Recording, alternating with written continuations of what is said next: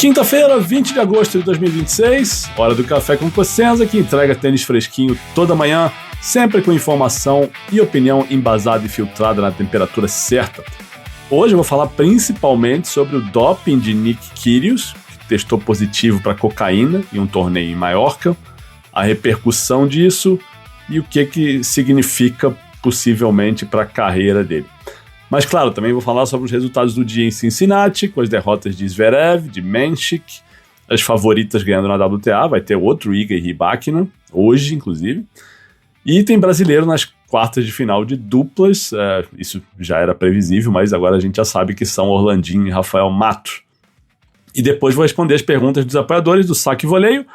Hoje a gente tem pergunta sobre Ashley Barty, boa pergunta, e o momento de Alexander Zverev, onde ele entra na lista de favoritos para o US Open. Vamos começar sobre o Kyrgios. A notícia é a seguinte: Nick Kyrgios testou positivo para benzoilecognina, eu li errado, benzoileconina, é isso, né? Que é um metabólito da cocaína. Isso foi durante o ATP de Maiorca, no dia 22 de junho. Cocaína é substância proibida, consta na lista da Agência Mundial Antidoping, a WADA, e consta como estimulante e substância de abuso. Não consta como uma substância de melhoria de performance, né? Não é esteroide, por exemplo.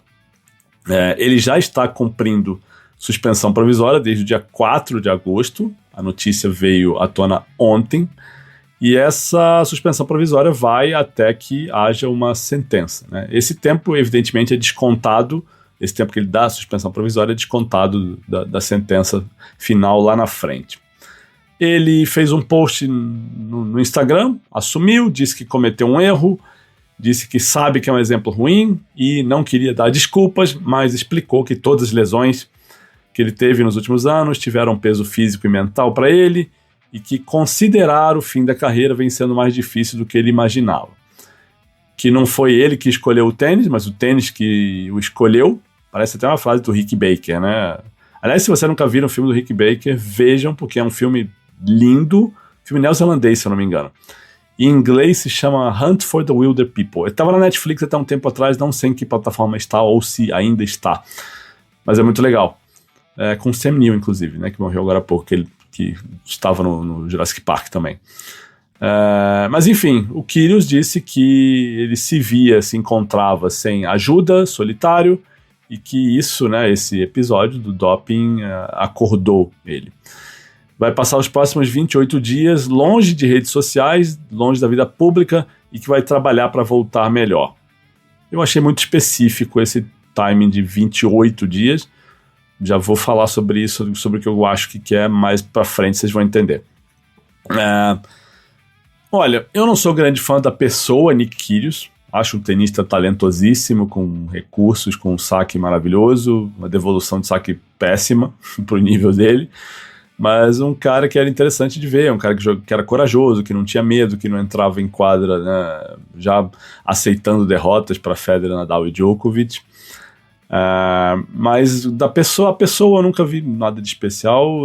Acho que virou mais um personagem do que uma pessoa no meio do tênis, sabe? Ele adotou muito essa figura do eu sou importante pro tênis, eu levo pessoas pro estádio porque eu sou diferente, eu falo as coisas, eu sou assim, eu sou assado. Achei que virou um personagem em algum momento. Dito isso, não sou eu que vou ficar aqui condenando o cidadão, né? Uso de cocaína, quem usa cocaína claramente não está fazendo isso para tirar uma vantagem esportiva, não é algo que alguém faz para trapacear, né? E não sei se na relação dele com a droga, se é vício, se foi algo casual, se foi, sei lá, uma noite, uma tarde, uma manhã ali perdida, em depressão, enfim, não estou aqui para julgar.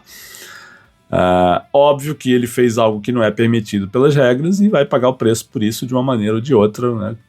Já está pagando com essa suspensão provisória. Já vi gente atacando o Kyrgios, porque ele falou muito do Sinner, falou muito da Iga, falou da Halep, como se eles fossem sujos, dizendo que o esporte tinha que ser limpo, mas atacaram o Kyrgios como se fossem duas coisas iguais, como se houvesse uma relação de equivalência aí.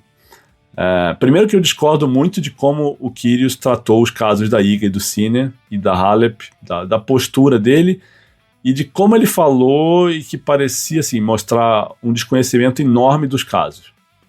Eu acho que ou ele não leu o que aconteceu, ou ele foi simplesmente desonesto e covarde. Minha opinião. Mas também discordo de atacar o Kyrios, porque cocaína não é uma droga que melhora rendimento, não é algo que alguém usa para se beneficiar, para ter algo, né, rendimento esportivo melhor ou ganhar mais jogo que outro. Acho que não é essa a questão. Então acho que seriam casos bem diferentes se a gente estivesse falando ou comparando ele com trapaceiros assumidos, que também não é o caso.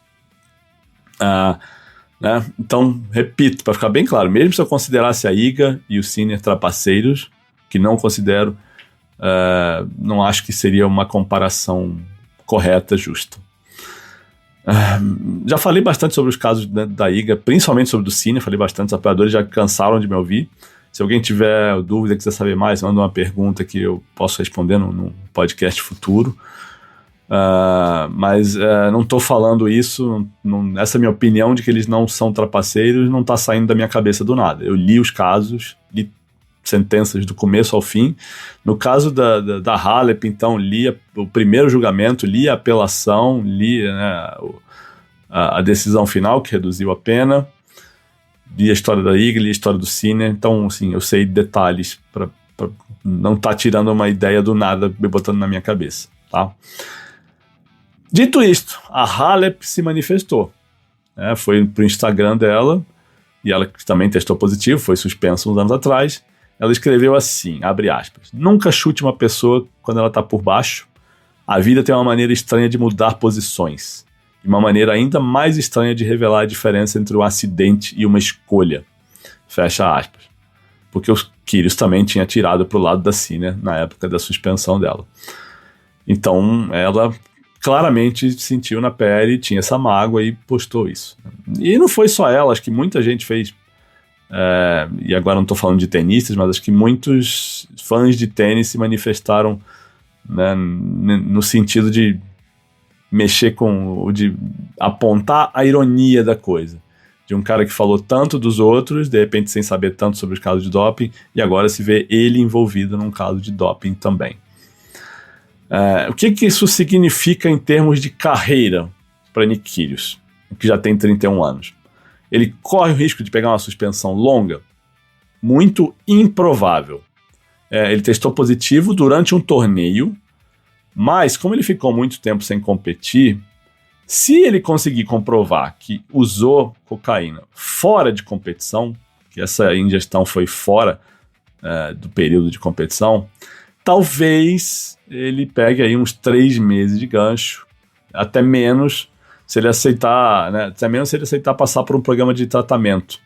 Então, e o último caso de cocaína no tênis foi ano passado, foi um marroquino chamado Imran Sibili, desconhecido, pegaram ele num M25 na Espanha. A ITIA, que é a Agência de Integridade do Tênis, aceitou que houve um uso fora de competição. Ele passou por um programa de tratamento e pegou só 1 mês de suspensão. De repente, e aí vou voltar para aquilo que eu citei antes, o Kyrgios citou um número muito específico, 28 dias. Se esses 28 dias forem justamente esse período que ele vai se afastar para tratamento, a gente já está imaginando aí um caso de que ele já está buscando uma redução de pena. E pode ser que ele pegue esse 1 mês também, né? Seria algo alinhado com o que já aconteceu. Agora, ele comprovando que foi um uso fora de competição, que talvez não seja tão difícil de fazer assim, né? Então, de repente, a gente já tem aí uma sinalização do que está acontecendo, pode acontecer. Lembrando que ninguém se manifesta, né? Nem o tenista ele vai falar, ele já disse que vai se afastar por esse período, e a ITIA não fala sobre casos que estão em andamento, né? Esperando julgamento ou sendo julgados. Então, provavelmente a gente não vai ter notícia sobre isso até que saia o resultado, saia a sentença, né? A decisão final do tribunal. Eu também vi um caso de um colombiano, Alejandro Gomes, que na defesa alegou que foi um chá de coca. E ele pegou 14 meses de suspensão, 1 ano e 2 meses. Mas eu não achei essa decisão do tribunal para saber como é que eles chegaram nesses 14 meses. Não sei se ele comprovou que foi, né, não conseguiu comprovar que foi fora de competição, e aí já é diferente. Não sei se houve algum agravante, atenuante, não sei o que foi considerado para falar aqui e explicar para vocês, nossa, por que essa diferença toda em prazos, em penas, né, em casos de cocaína também. Né? No caso dele, a reportagem que eu encontrei, que não trazia a sentença, né, a explicação do tribunal, dizia que ele se defendeu alegando que foi um chá de coca num restaurante na Colômbia. Mas também não sei se foi durante competição, fora de competição, enfim.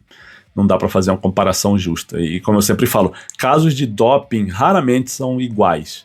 Às vezes a gente vê casos com a mesma substância, as duas defesas alegando contaminação cruzada, e são casos diferentes, e tem atenuantes, agravantes diferentes, porque essa contaminação pode ter acontecido de maneiras diferentes. Um pode ter sido num remédio comprado em farmácia, outro pode ser feito em farmácia de manipulação, outro pode ser de uma marca famosa, que foi o que aconteceu com a IGA, por isso que o caso da IGA é bem diferente do caso da Bia. Os dois foram, né, contaminação, mas casos bem diferentes. O da Bia foi considerado muito mais sério. Mas então é isso, né? Ninguém vai falar publicamente, a gente espera essa punição aí, mas assim, o que eu imagino é que não seja algo longo, não. E aí a gente já sabe o que vai acontecer, né? Se ele pegar 1 mês de suspensão, vai ter muita gente falando, nossa, mas não era ele que reclamava tanto das punições para os outros, e ele só pegou 1 mês, 2 meses, 3 meses.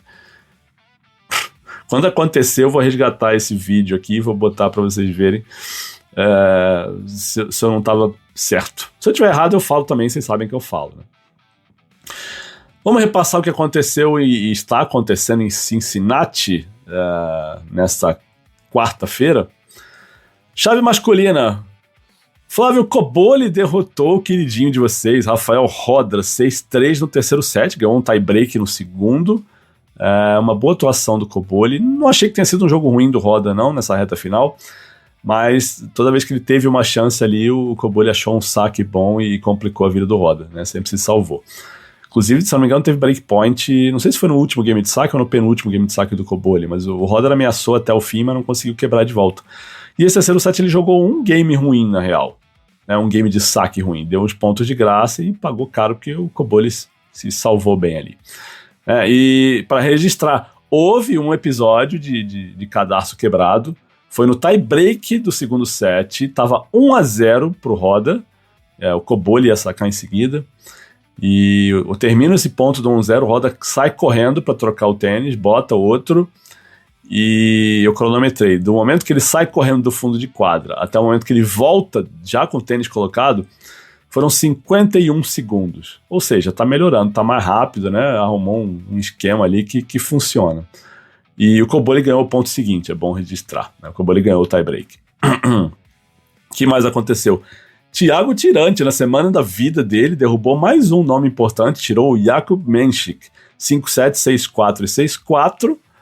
Outra zebra, Tommy Paul salvou match point, derrotou Alexander Zverev, 4-6, 7-6 e 6-4. Esse tie-break foi 8-6 para o Tommy Paul. Arthur Fils derrubou Alex de Minaur, 6-3, 6-4. Brandon Nakashima, olha ele aí de novo em outra quarta de final de Masters 1000. Não tinha nenhuma até a semana passada, agora tem 2 já.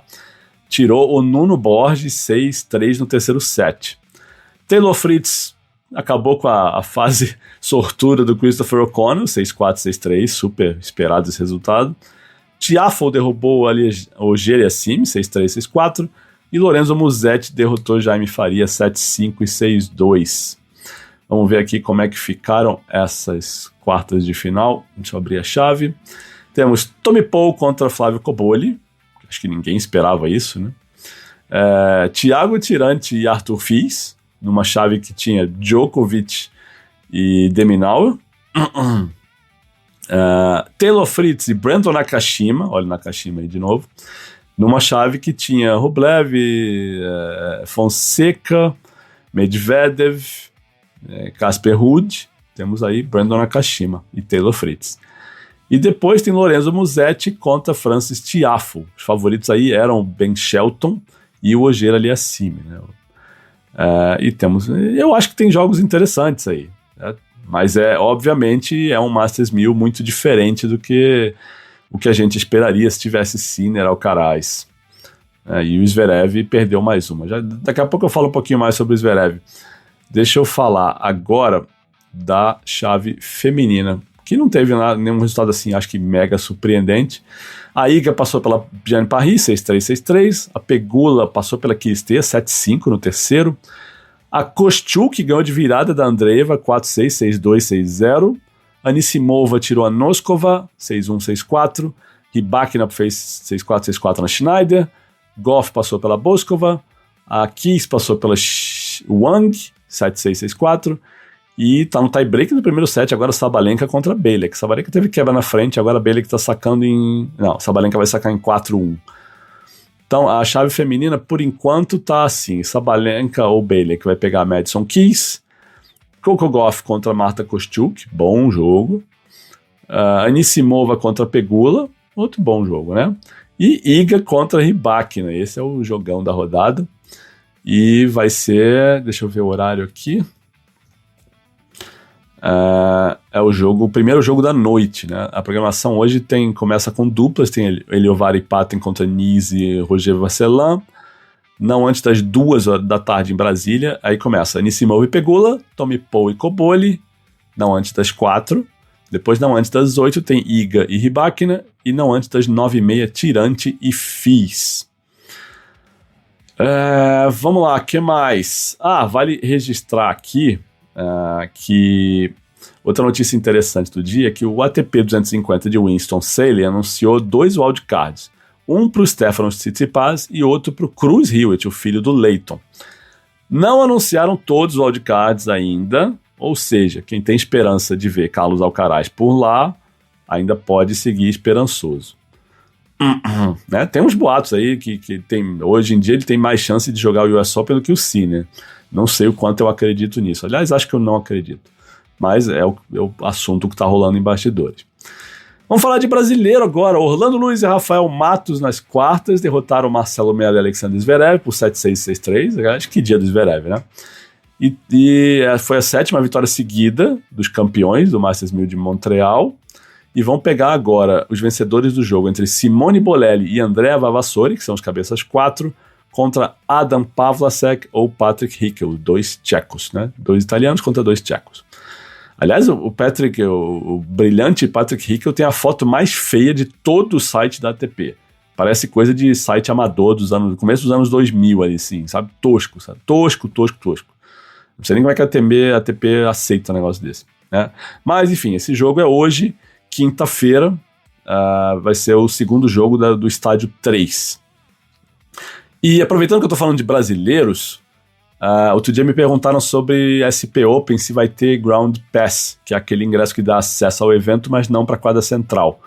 E vai ter Ground Pass, sim.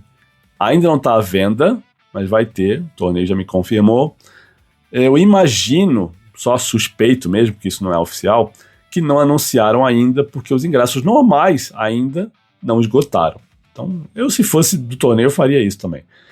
Mas vai haver esse anúncio e vai haver Ground Pass, sim. Para terminar, tem 2 perguntas de apoiadores, que são as seguintes. A primeira é do Paulinho A. E tá escrito A no grupo do Telegram. Tem gente que não bota. Tem gente que bota só o primeiro nome, tem gente que bota o primeiro nome e uma inicial. E eu sempre leio o que tá lá. É óbvio que eu tenho acesso aos nomes inteiros das pessoas, porque estão todos cadastrados na plataforma do Apoia-se, mas eu não vou lá ficar lendo todo dia. Então, por isso que às vezes pode achar estranho, por exemplo, a Natália eu chamo de Nath, porque Nath é o nome que está no grupo do chat do Telegram. A Michela Guimarães está lá como Michela Guimarães. O Shade GG, que eu sei o nome, mas está lá como Shade GG, então eu leio o Shade GG aqui. O Johnny Garbin tá lá também, então eu leio, né, aqui do jeito que tá no grupo, até para respeitar como as pessoas querem usar seus nicks e não querem, de repente querem ter seus nomes, sobrenomes falados no ar.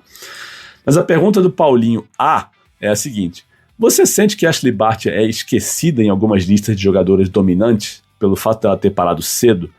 Ela teve uma carreira curta, mas avassaladora. tirando o que você já disse da inteligência, você vê que ela mereceria mais pelos resultados? Boa pergunta, Paulinho. O que eu acho é que talvez dominante não seja a palavra. Até porque ela não teve esse tempo todo para dominar, para criar rivalidades, para jogar seguidas vezes contra mesmas adversárias, né, para ter freguesia, para ter, né, um embate assim, algo além da quadra. Eu acho que ela era, com folgas, a melhor tenista do circuito no período que ela foi número 1. E ela é número 1 de 2019 até 2022. São quase 3 anos aí, de forma quase ininterrupta. Tem um período que ela joga como número 2, mas ela volta para número 1 logo em seguida. O problema é o seguinte, de fevereiro de 2020 a janeiro de 2021, ela não joga por causa da pandemia. É um ano quase inteiro que ela não entra em quadra. Então tem isso, eu acho que isso pesa contra.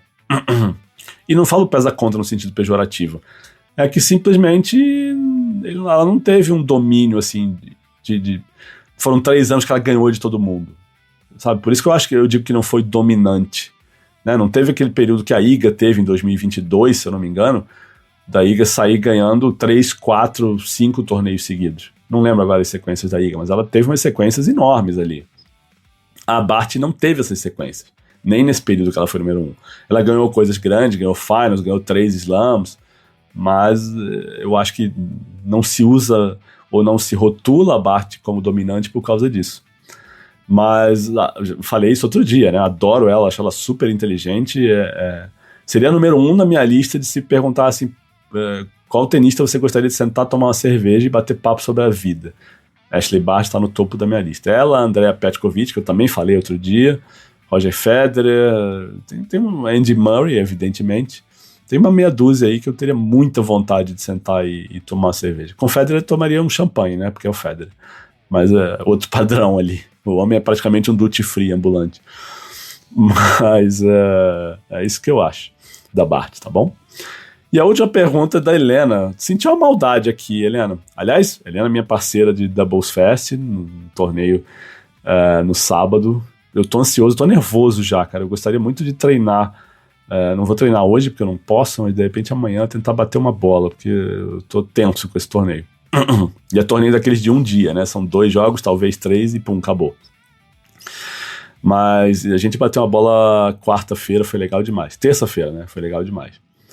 Temos vídeos, eu não postei esses vídeos no grupo do Telegram não, mas temos vídeos. Mas enfim, a pergunta da Helena é a seguinte: Zverev voltou a ser o Zverev? Como estão as odds para o US Open? Então, eu não sei se o Zverev voltou a ser o Zverev. É que eu não ouvi o que ele falou sobre isso, tá? Mas eu tendo a acreditar que essa sequência Saibro-Grama, com 2 finais de slam e obviamente o primeiro slam e um momento de mental e emocional muito pesado, muito forte ali, eu acho que isso tem um desgaste grande. Eu acho que é super normal que o Zverev não esteja agora jogando no nível que ele estava antes. Inclusive, eu achava isso na grama. Eu achava que o Wimbledon ele não jogaria tão bem quanto jogou, por estar ainda nessa coisa pós-Roland Garros, pós-título de slam. Mas ele foi lá e fez um Wimbledon incrível, fez uma final enorme contra o Sinner. Fez uma final muito grande. Mas eu acho que tem um pouco disso, tá? Só suspeito. Não vi o jogo inteiro contra o Paul, estava envolvido com outras coisas em casa. Hoje era dia da Pilar fazer presencial, então eu estava com o Rafael em casa. Então não dá para fazer tantas coisas ao mesmo tempo. Mas sobre as odds para o US Open, o Zverev é o terceiro da fila, né? O terceiro mais cotado. Ele está atrás só do Sinner e do Alcaraz. E aí vocês me perguntam, pô, mas por que os Sinner e o Alcaraz são favoritos? Porque eu acho que se eles entrarem em quadra, eles têm que ser considerados favoritos mesmo, né? E casa de aposta está lidando com dinheiro, você não vai botar, né? Não vai arriscar. E nenhum dos dois oficialmente desistiu do torneio. O Sinner, pela declaração dele, acho que não tinha nem dúvida de que ele jogaria o US Open. Pelo menos pela declaração, não sei. E o Alcaraz, eu falei isso um tempo atrás. Ele ele anunciou que não ia para Roland Garros um mês antes. Ele anunciou que não ia para o Wimbledon um mês antes. Agora para o US Open ele não falou nada. Então, presumo que ele e o time dele estejam tentando se colocar em condição de entrar e competir. né? Falei agora que tem um convite de Winston-Salem separado ainda. Pode ser que ele faça um teste lá e decida se vai para o US Open ou não. Pode ser que ele tente o US Open, né, como primeiro torneio da volta. O que eu acho arriscado, considerando que você pode precisar jogar 5 sets ali, né? Mas eu não tô lá vendo treinos e acompanhando a recuperação dele no dia a dia para saber. E é isso por hoje, gente. Obrigado por quem ficou até aqui. Agradeço a todo mundo que está curtindo o podcast, que está passando adiante, que está compartilhando, deixando comentário e dando feedback. Até falaram da música, eu tive que trocar a trilha nos últimos dias, porque agora o podcast passou a ser monetizado no YouTube, e a trilha que eu usava era uma trilha que tinha autorização para usar, mas sem fins comerciais. Então a hora que entra no YouTube tem fins comerciais, aí eu tive que trocar a trilha. E teve gente que já falou do volume, teve gente que achou que tá alto, teve gente que achou que tá ok, enfim, vamos ajustando, mas obrigado por quem tá dando feedback e dando sugestões, né, nessa caminhada. Beleza, gente? Um abraço e até amanhã.